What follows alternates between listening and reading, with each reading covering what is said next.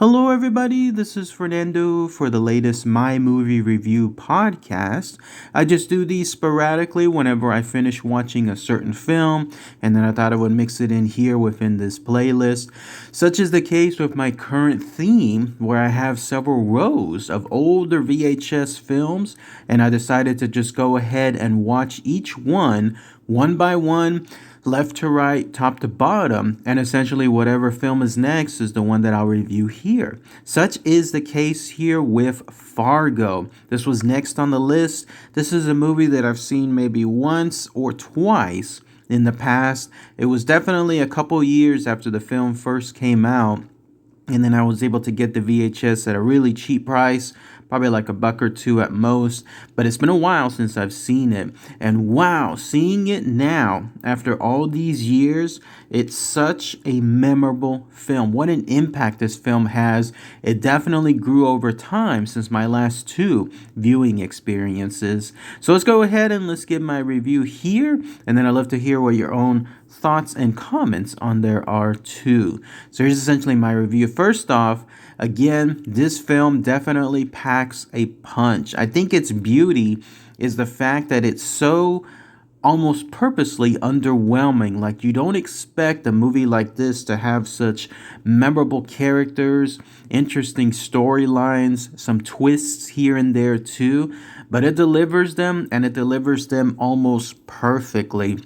And it's almost like that saying that goes, it's under promising but over delivering. Like, that's essentially what this movie does. It just silently moves in the background, each scene perfectly stating what the next scene will be. And the characters themselves, it's like you're not even watching a movie. It's like you're actually watching a documentary. Like, a camera was suddenly behind and secretly invisible to these people, and then you're just watching along as this crime happens. But yes, when you think about it, this film absolutely has a huge set of crimes there. Like, you have crime obviously with the kidnapping, with the wife from Jerry Lundegaard, and then you have the crimes associated with the murders of that officer, those two innocent people that drove by.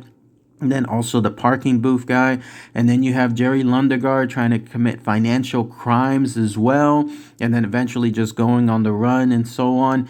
This movie is, again, something that you wouldn't expect from what's being presented. You would think that this would be more on the lines of, let's say, your standard simple film. Maybe something from Hallmark or something else like that. But no, it absolutely just showcases a secret almost time period with these people, their choices, what they're doing. Like, the face, as I read in a review, there's the face that they present, and then there's the stuff that they're really doing behind the scenes that makes it seem like it's so perfect, like it's so powerful when it comes to its presentation.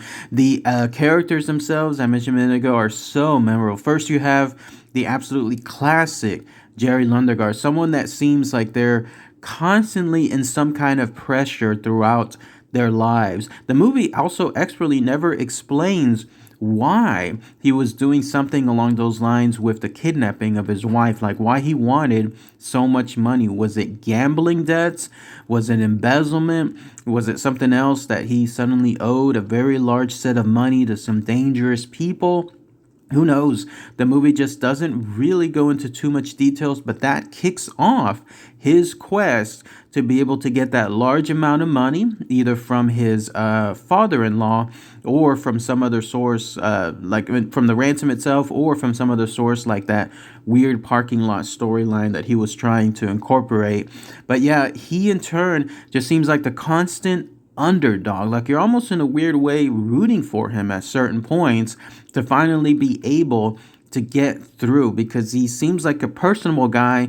He seems like a friendly enough guy. He just happens to be someone that's just doing these dastardly acts, and almost doesn't seem like he's realizing he's committing such heinous crimes because of the fact that he considers himself such a nice guy. But there's him, and then there's, of course, the officer or sheriff. I can't remember the title, but Marge Gunderson, played by Frances McDormand, there she was popping in shortly after the first set of victims occurred, and then after that, then she basically took over the storyline. You see the story follow her throughout her investigations as it slowly centers on seeing what was Jerry Lundegaard doing, and then eventually trying to get those kidnappers too. Those kidnappers are a whole other interesting set of storylines too, involving Steve Buscemi and then the other guy, Peter Stormare, I believe his name was.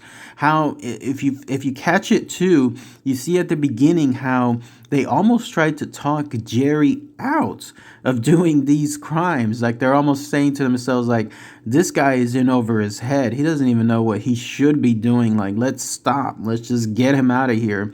But no, he wanted to still move forward. And so when you think about it, there was a certain point where the entire set of deaths and so on that could have been prevented, could have been stopped right there, and it was the assassins themselves, the hitmen, that were trying to do so, but they were convinced to go on afterward. And then some of the other people there that stood out was the father-in-law as well, and then you had that mechanic who was, I guess, the one that hired the two hitmen, and then you had that weird guy in the restaurant that was almost hitting on Marge Gunderson as well.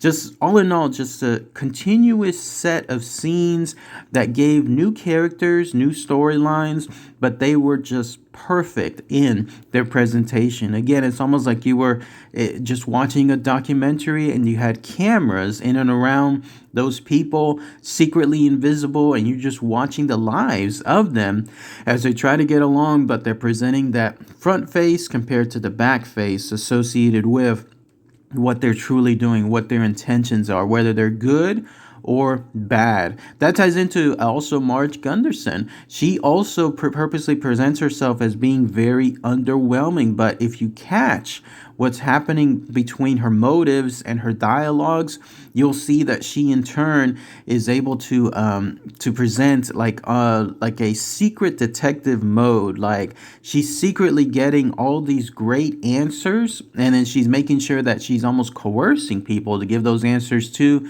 but all behind the facade of a smiling face, like an innocent person, almost like a rookie, in other words, to try to foil people there too. So great stuff. I like the setting too associated with Fargo, as far as it being super cold and super snowy up there. I'd never live in a situation like that. Some of you that are out there that live in the up north area that constantly have to face that, let me know how it is, because here in sunny Texas, we get pretty much nothing along those lines.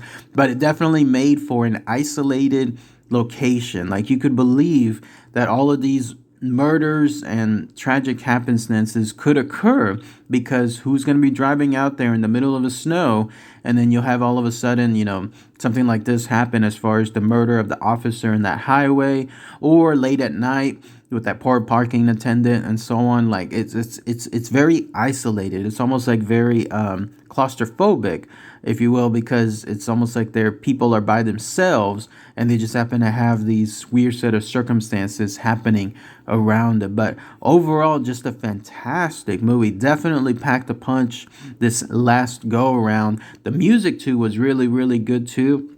It was very silent throughout most of the film, but then it ended up playing throughout other parts with very prominent scenes, and it made it stand out even more so too. I think the most perfect moments was towards the end, whenever you had Steve Buscemi's character collecting that money in the top of that parking lot, and he met that father-in-law. It was almost like everything was just culminating from the entire movie into that one moment there. And then it made you wonder what would have happened afterward if he would have gotten that money too. Because if he did or if he didn't, then that poor wife who was already kidnapped, she was dead at that point. Remember, that other dude ended up killing her. So it makes you wonder what would have happened to any of them afterward if that money was collected. I may do a movie, another outside the box movie as well, about Jerry Lundegaard too, because of the fact that the movie hardly ever presented any concrete evidence as to why he was wanting to have this money collected. Like, what was it about? Again, gambling debts, was it something else involving embezzlement? Who knows? I might feature that as an analysis and then try to see what can be found as far as that. I even found a website that where it gives an interview from him, the actor William H. Macy, and he gives his own concrete thoughts as to why Jerry Lundegaard did what he did when it came to seeking this large amount of money. So that'll be a great way to present it here too. But I'm gonna give this one 4 out of 5 stars, almost perfect. I think there was a couple of parts where it could have been trimmed, where it was going, even for kind of a short film, it was still kind of long in some scenes, but otherwise, for definitely a very, very strong 4 out of 5 stars. If you haven't seen the film itself, check it out when you have a chance. I'm sure it's streaming somewhere for free right now. You won't regret it. It would be a good film to catch up at, let's say, on a rainy night or something along those lines. But let me know what you guys think as far as this film. All right, everybody. Thanks again as always. Take care. Bye.